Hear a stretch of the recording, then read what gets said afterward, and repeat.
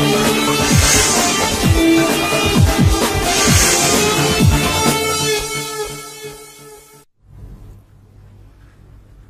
Morning. Fusion solar technology సమర్పిస్తున్న business breakfast షోకి స్వాగతం. ఏషియన్ మార్కెట్స్ వరుసగా మూడో రోజు లాభాలతో ట్రేడ్ అవుతున్నాయి. సో గ్లోబల్ గా ఒక రిస్క్ ఆన్ ర్యాలీ కనిపిస్తోంది. ఆయిల్ ర్యాలీ ప్రస్తుతం ఆయిల్ ప్రైసెస్ లో మనకు కనిపిస్తున్న స్థిరత్వం ఏదైతే ఉందో ఇది గ్లోబల్ ఈక్విటీస్ ని డ్రైవ్ చేస్తుందని చెప్పుకోవచ్చు. లాస్ట్ నైట్ కూడా యుఎస్ షేర్స్ లాభాలతో ముగిశాయి.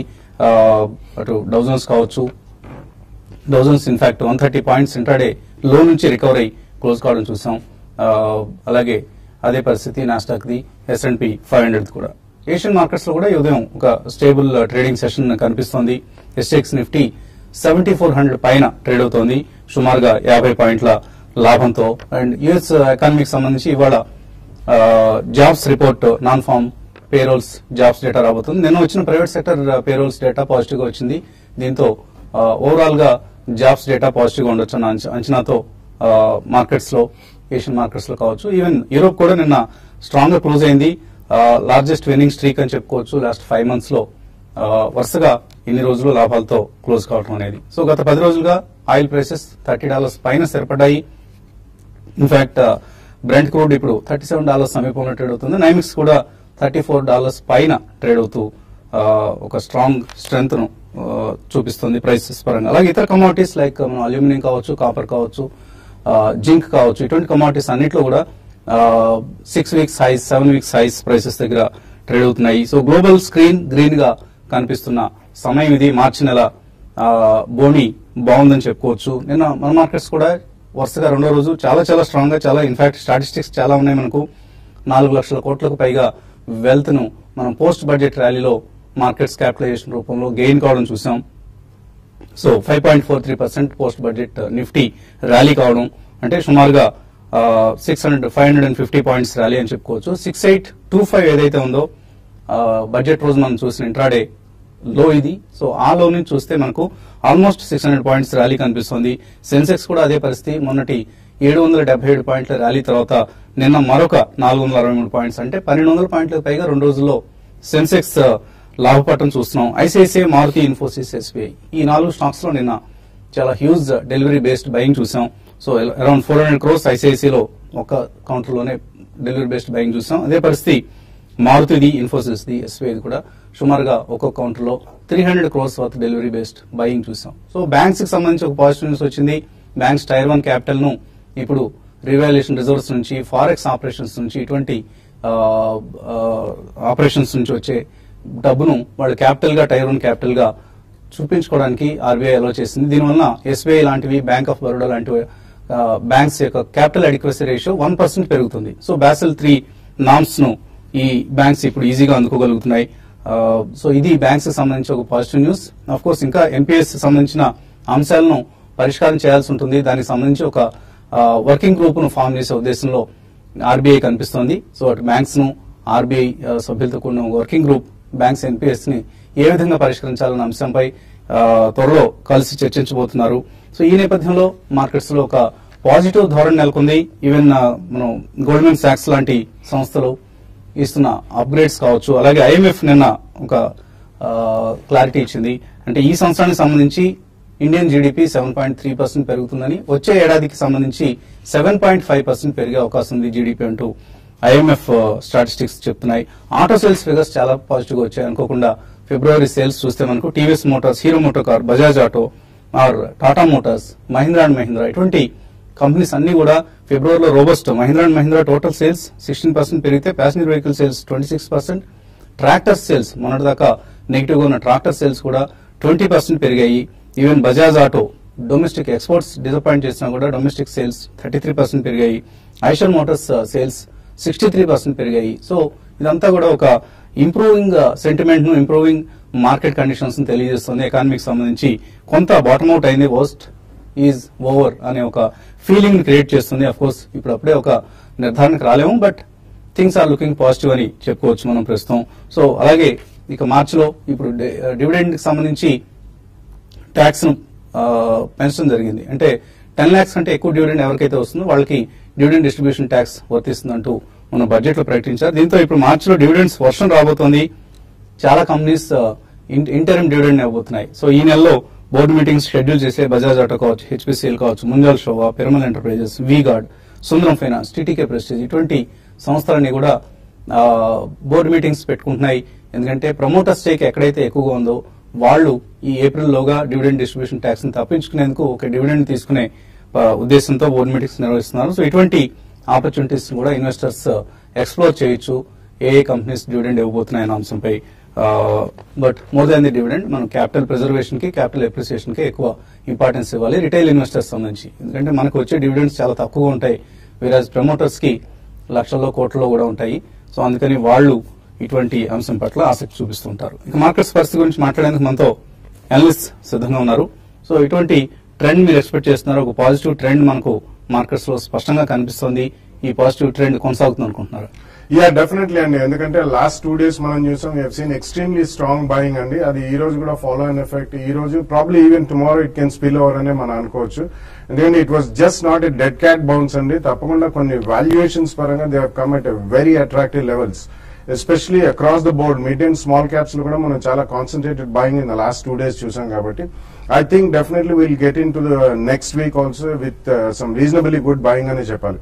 ఓవరాల్ గా చూసుకుంటే మనకి data which is coming from US is very positive అండి. ఈవెన్ జాబ్స్ డేటా చాలా స్ట్రాంగ్ గా ఉంటుందని అనుకున్నారు. Though they fear March 16th నాడు జానెట్ ఎలెన్ గారు probably she may going for 25 bips rate hike అని అనుకుంటున్నారు. బట్ వాదన ఇట్స్ ఈవెన్ స్టీవెన్స్ అండి. Some people say it may or it may not అని.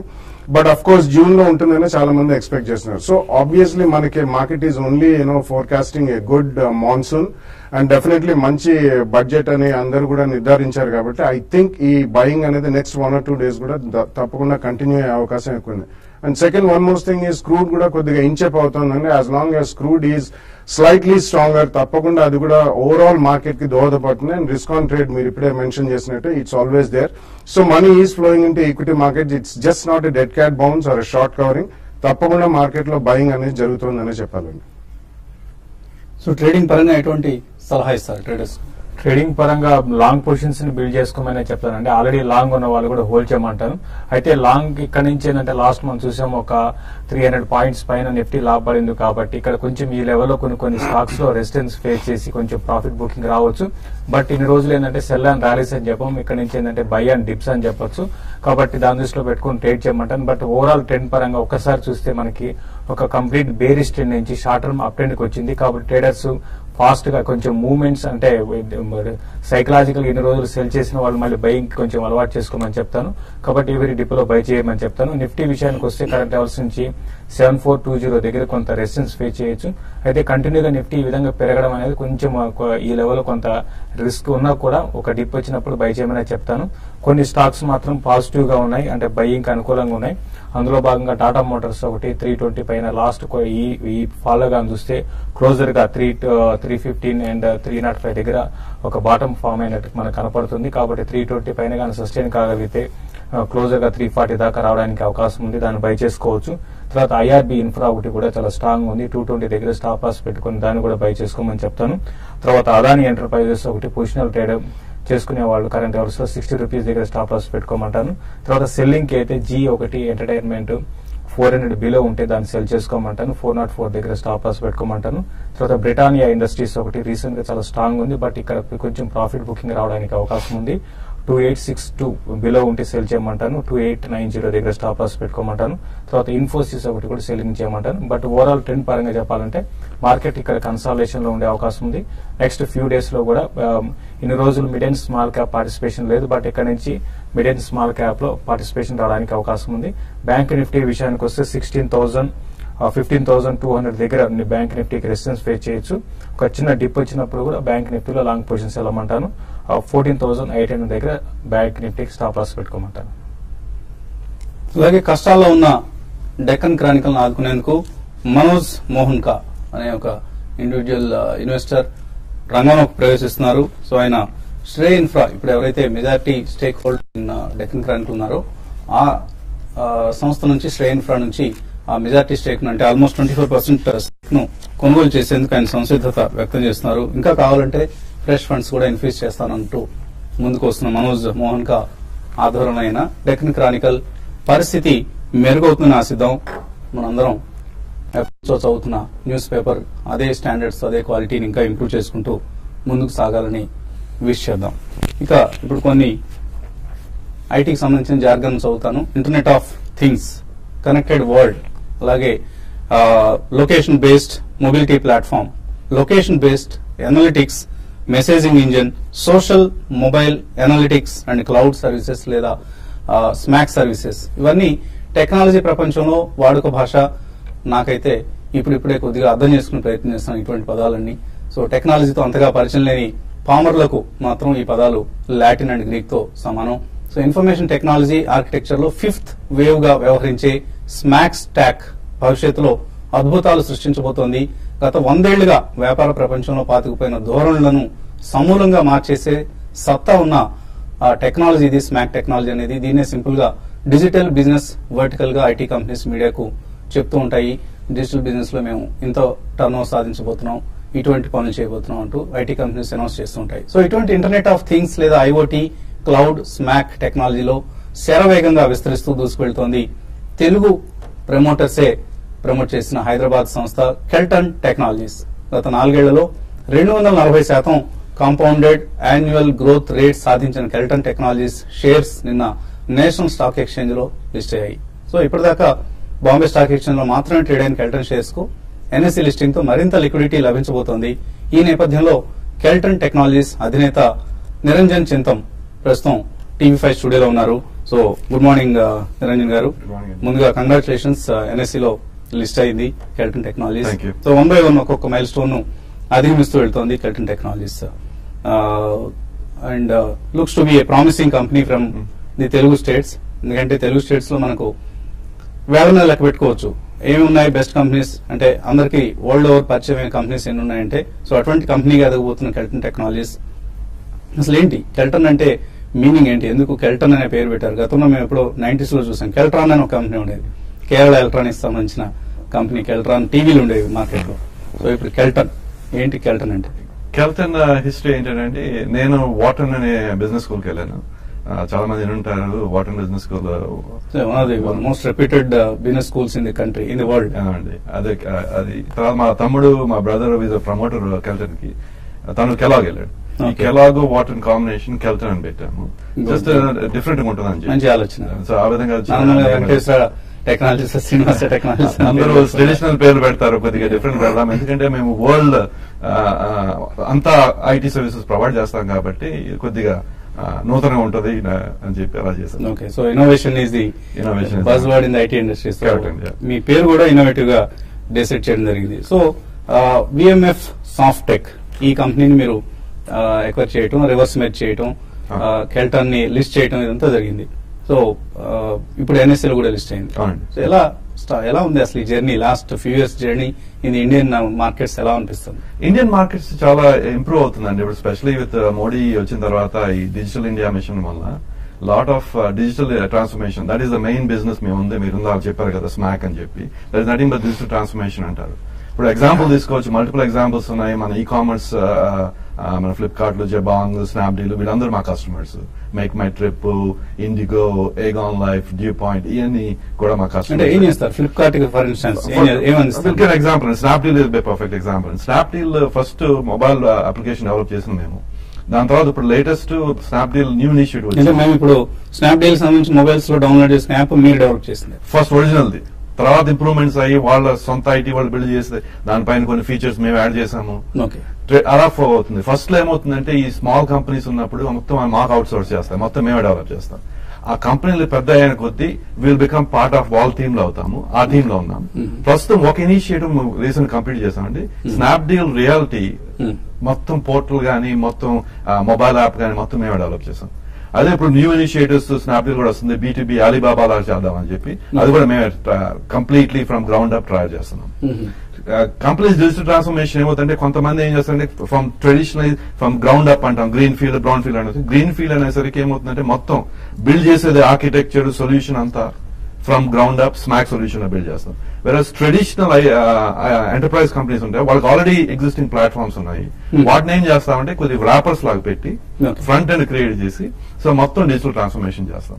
ఇప్పుడు ఇది కూడా ఉంటారు మీరు, right now all the IT companies are big large enterprises వాళ్ళ ట్రెడిషనల్ డేటా సెంటర్స్ నుంచి క్లౌడ్ కి మూవ్ అవుతున్నాయి. ఎందుకనంటే క్యాపెక్స్ నుంచి ఆపెక్స్, క్యాపిటల్ ఎక్స్పెండిచర్ నుంచి ఆపరేషనల్ ఎక్స్పెండిచర్స్, దానివల్ల కొద్ది మనీ సేవ్. ₹1,00,00,000 ఇన్వెస్ట్ చేసి సర్వర్ ఫార్మ్స్ ఇలాంటివన్నీ పెట్టుకునే బదులు, డేటా సెంటర్స్ పెట్టుకునే బదులు క్లౌడ్ లో జస్ట్ కొంత లీజ్డ్ స్పేస్ ని తీసుకుంటారు.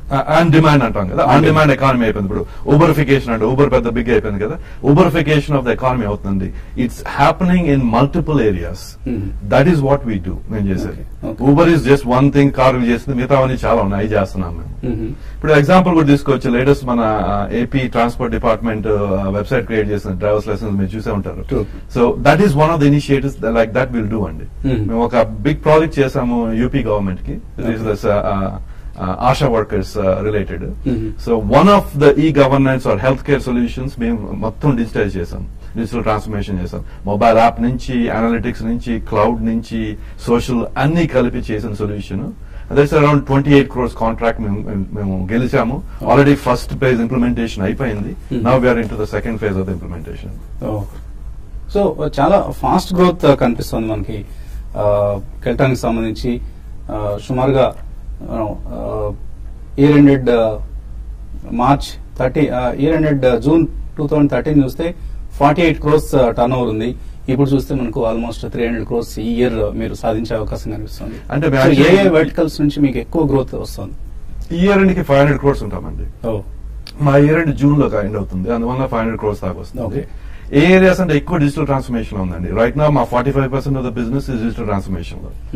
అది ఈ నెక్స్ట్ ఇయర్ లో 50-55 అవుతుందని చెప్పి ఊహిస్తున్నాము. That's the estimation that we're coming up with. అది కంటిన్యూగా ఇంకా ఇంప్రూవ్ అవుతుంది యాజ్ వి గో ఆన్. మొత్తం ఈ ఎంటర్ప్రైజెస్ లో ఇందాక చెప్పినట్టు ఎంటర్ప్రైజెస్ కూడా డిజిటల్ ట్రాన్స్ఫర్మేషన్ అవుతుంది. లాస్ట్ ఇయర్ దాకా ఈ CIO రేడార్ లో ఈ డిజిటల్ ట్రాన్స్ఫర్మేషన్ లేదు. ఇప్పుడు అందరూ డిజిటల్ ట్రాన్స్ఫర్మేషన్ ఇంపార్టెన్స్ గుర్తిస్తున్నారు. మీరు అన్నట్టు ఇది this becoming the 4th industrial revolution. First steam engine, తర్వాత ఎలక్ట్రికల్ మోటార్స్, దాని తర్వాత IT. Now this is mobile. IT architecture లో కూడా ఇది 5th వేవ్ గా చెప్పేసి IT revolution wise industrial revolution ఇది 4th ఇండస్ట్రియల్ రెవల్యూషన్. ఏమవుతుందంటే మీరు మొబైల్ యాప్ నుంచి కానీ ఈ టాబ్లెట్ లోంచి కానీ ఇది అన్లిమిటెడ్ కంప్యూటింగ్ అయిపోతుందండి. సో ఇట్స్ నాట్ లైక్ ఇంత ముందు లాగా లిమిటెడ్ టు యువర్ ల్యాప్టాప్ అంతే, ఇంకేం చేయలేము, are desktop you can't do anything. దీనివల్ల ఈ క్లౌడ్ వల్ల ఈ what you can do is unimaginable. there's no restriction, there's no end state అంటాం. దీనికి at this time ఒక్కసారి ఒక అప్లికేషన్ బిల్డ్ చేసినా దాని వల్ల ఎండ్ స్టేట్ అవట్లేదు. ఈ డిజిటల్ ట్రాన్స్ఫర్మేషన్ ఎండ్ స్టేట్ కనపట్లేదు మాకు. ఎవ్రీ ఫ్యూ మంత్స్ దాని ఇంప్రూవ్మెంట్స్ వస్తున్నాయి. కొత్త టెక్నాలజీ ఎప్పటికప్పుడు ఇన్నోవేషన్ ఆవిర్భవిస్తుంది constant. Innovation is one big thing అండి ఈ ఐటీ, ఎస్పెషలీ మా స్మాక్ స్పేస్ లో. That is one of the reasons why మేము స్టార్ట్అప్ కమ్యూనిటీలో చాలా ఇన్వెస్ట్ చేస్తాం. 20% ఆఫ్ కస్టమర్స్ స్టార్ట్అప్ కమ్యూనిటీ నుంచి వస్తారు. ఎందుకని స్టార్ట్అప్ అంటే దానిలోనే ఇన్నోవేషన్ అవుతుంది ఎక్కువ. ఈ traditional mature companies innovation start చేయవు. ఈ స్టార్ట్అప్స్ అక్కడ కొత్త టెక్నాలజీలు కానీ ఇన్నోవేషన్ అవుతుంటాయి. ఆ ఇన్నోవేషన్ అయి మెచ్యూర్ అయిన వెంటనే టెక్నాలజీ ఈ traditional companies start implementing. So ఈ లోపల మేము లాట్ ఆఫ్ ఎక్స్పర్టీస్ గెయిన్ చేస్తాము. Lot of people in our team get trained. So when technology matures, we have enough people to go take on the other companies.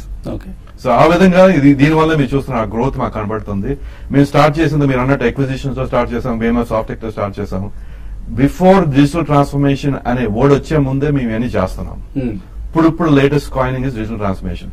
మా experience చూస్తే 10 years plus experience. Infosys లాంటి companies are even TCS లాంటి companies కూడా just ఒక 4-5 quarters నుంచే దీని గురించి ఎక్కువ మాట్లాడుతున్నాయి బిజినెస్ గురించి. ఇప్పుడు అదే ఎందుకు మాట్లాడుతున్నారంటే traditional IT services ticket item అంటాం, per ticket customer is coming down అండి. మాది per ticket is going up.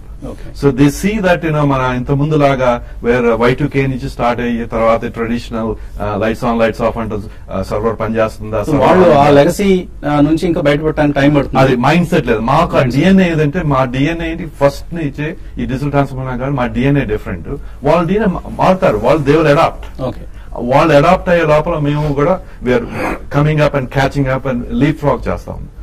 ఎంతమంది సిబ్బంది ఉన్నారు మీ దగ్గర కెల్టన్ లో? 1100 ఉన్నారండి. 700 ఇండియాలో, 400 యుఎస్ లో ఉన్నారు. యుఎస్ మాకు లార్జెస్ట్ కాంట్రిబ్యూటర్ బిజినెస్. సుబ్రహ్మణ్య గారు అన్నట్టు అక్కడ US economy is picking up very strongly.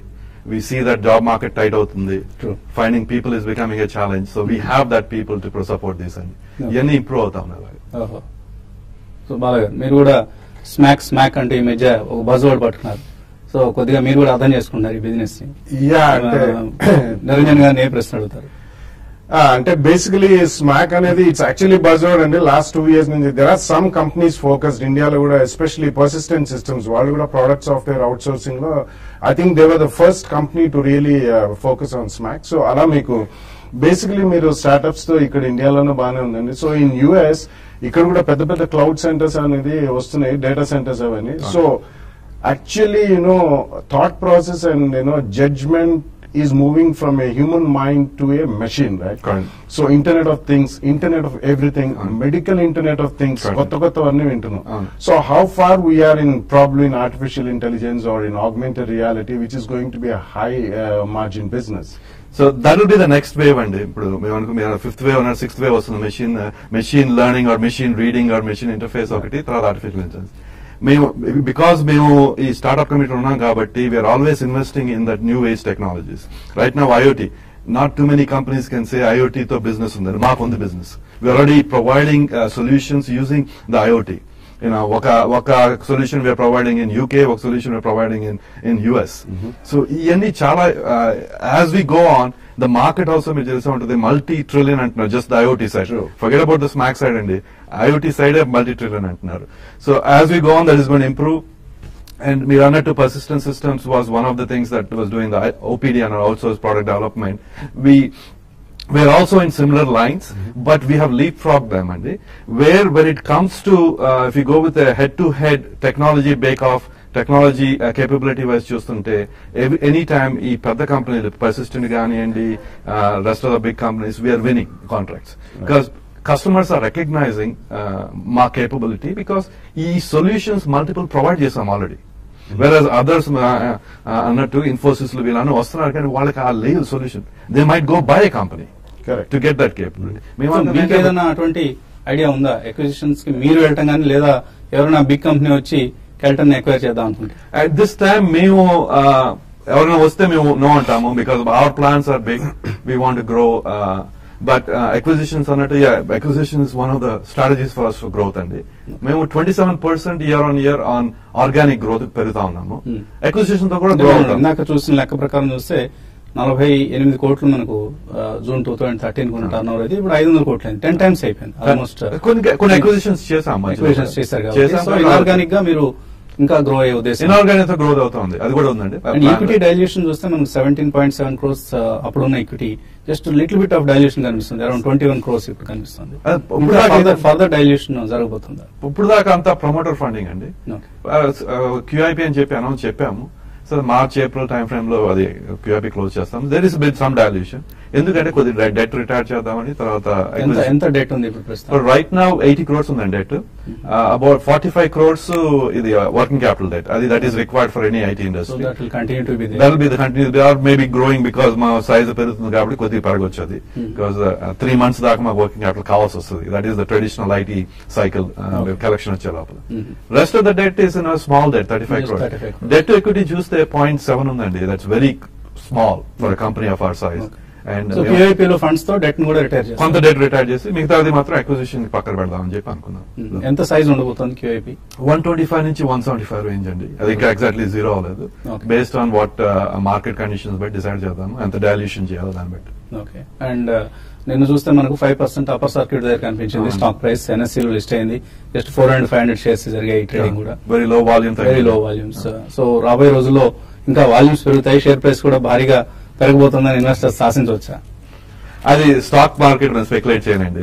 I'm not in that business. నాది ఆపరేషన్ లో మీరు ఏమైనా అడగండి, అలా ఆన్సర్ దట్. బాలసుబ్రహ్మణ్యం గారు చెప్పగలరు. మీరు కెల్టన్ టెక్నాలజీస్ షేర్ భవిష్యత్తులో ఇప్పుడున్న 185 చిల్లర 188 ఎంతో కనిపిస్తుంది. సో ఆ రేట్ నుంచి ఇంకా కన్సిస్టెంట్ గా అట్లీస్ట్ పర్ యానం ఒక 20-30% రిటర్న్ ఇచ్చే ఛాన్స్ కనిపిస్తుందా? See, basically, Kelton and ఒకటే కాదండి. At least we know the promoters right now, and ఇప్పుడే నిరంజన్ గారు చెప్పినట్టు, both the brothers, they are top business schools in the world, and Wharton, especially Kellogg's, ఈ రెండు కూడా. So, me favorite institutes.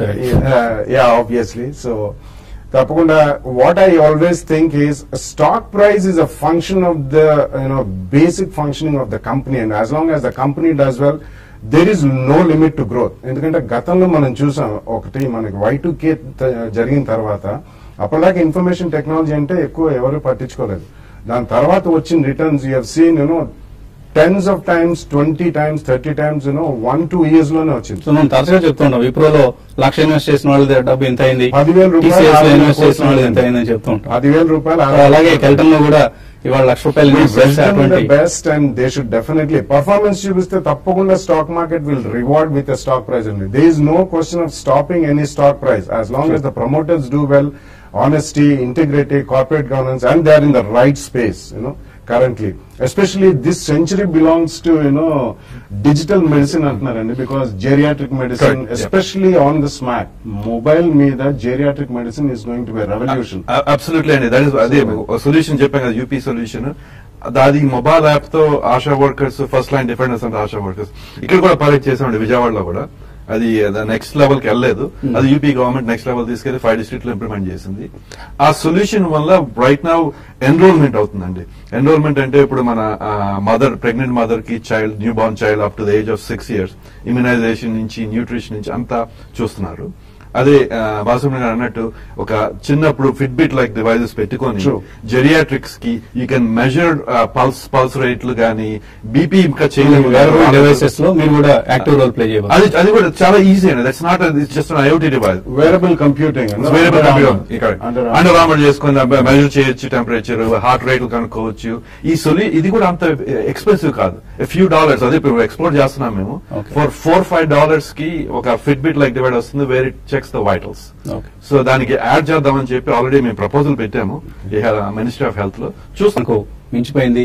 So we wish all the best. NSE listing అయింది, investors కి చక్కటి returns ఇవ్వాలి కెల్టన్ టెక్నాలజీస్ అని కోరుకుంటున్నాం. And కొన్ని కంపెనీస్ హైదరాబాద్, తెలుగు రాష్ట్రాల ప్రతిష్టను మసకబార్చిన నేపథ్యంలో కెల్టన్ లాంటి కంపెనీస్ దాన్ని ఇనుడింపజేస్తాయని, తెలుగు రాష్ట్రాల నుంచి మంచి ప్రమోటర్స్ ఉన్నారు, మంచి సంస్థలు ఉన్నాయని అందరూ చెప్పుకునే విధంగా కెల్టన్ ఎదుగుతుందని ఆశిస్తున్నాం. Thank you very much for coming to our studio అండి. ఇది ఇవాళ ఫ్యూజన్ సోలార్ టెక్నాలజీ సమర్పించిన బిజినెస్ బ్రేక్ఫాస్ట్ షో. మధ్యాహ్నం స్మార్ట్ ఇన్వెస్టర్ లో మళ్ళీ కలుద్దాం.